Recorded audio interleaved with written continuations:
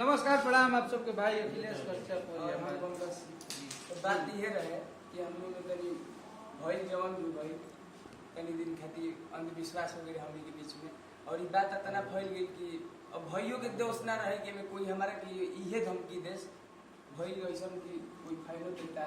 केहू अपनो आदमी देता भइयों के यहाँ तो हमारे केहू पहले फोन का भेजा कोनो बड़ बात नहीं किया भैया कि हम फिर बानी भैया हमारे के हमारे सही बात तेजी ले खत्म किया हमनी के। और एमे केहू के मजा लेने की जरूरत नहीं है कि जान मार दे चाहे जान उनका जान के खतरा बे में हम लोग भाई नॉर्मल बात भी है कि हमरो के यहाँ जितना गई हुई धमकी आई बटे तार के बर्बाद कर दूं भइयों के यहाँ तो मान लो वही टाइप की का बिल्कुल कैसा भी वो जान की धमकी कहां दिल बड़े तो बात है कि वो जान की धमकी भैया तो उतना फेस टू फेस ना दिले मतलब ई रहे लगाओ भाई भैया ले सब चीज खत्म बा आज भाई ने मैनेजर बात कर बिल्कुल। और ये घर का लड़का है हम लोग का हमनी संगे सब कोई बा चुनू भैया बानी और पंकज के मामा जी अमित भैया विवेक भैया सब कोई बानी हमनी को बैठल बनी जाओ हमनी के एगो परिवार हो और एकरा खातिर हम धन्यवाद देता नहीं हमनी के युवा नेता जरा के कहल जाओ और बक्सर जिला के आन बान शान बक्सर के साहब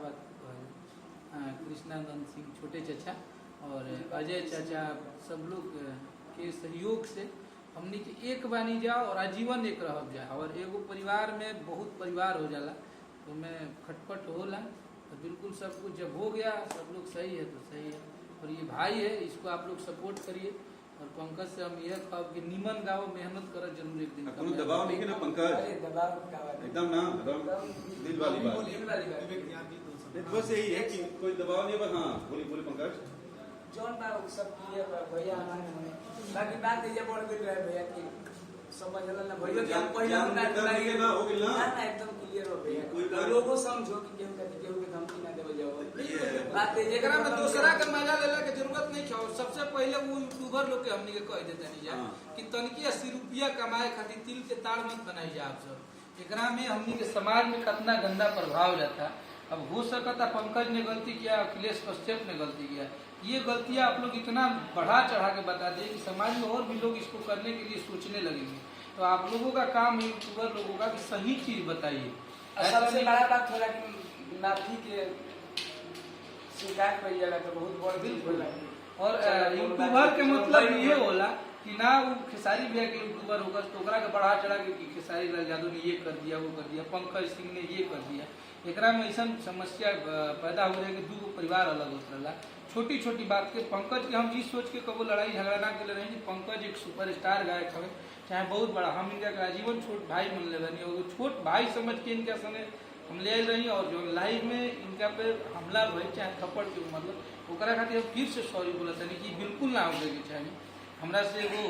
गलती भइल बा एकरा के हम हमेशा सॉरी बोले बनी कि हमरा ना चाहते हुए भी हो गई जो कि आप सब लाइव में देख रहे हैं इना हो। अभी सब बंद उन करके चुपचाप से लोग गाना बजाना चालू कीजिए गाना वाना गाई जाओ। पंकज जो नया गाना होता साफ सुथरा बढ़िया वाला गाना है पंकज सुपर हिट। जितना विवाद में पंकज का वीडियो चला है अगर उतना विवाद में अगर मिलियन व्यूज ना आए गाना में तो पंकज कुछ बात कर ले चलो अभी बोलो